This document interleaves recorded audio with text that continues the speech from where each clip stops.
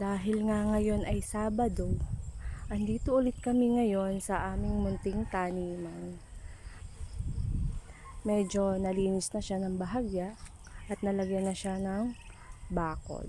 So ayan, bumili kami ng ganitong bakod, yung wire na 27 meters sa halagang 1,250. So ayan, medyo malinis na siyang tingnan dahil natabas na yung mga damo. So ayan, nagpunla kami dito ng mostasa. Ayan, binakura namin ito dahil sa mga kambing.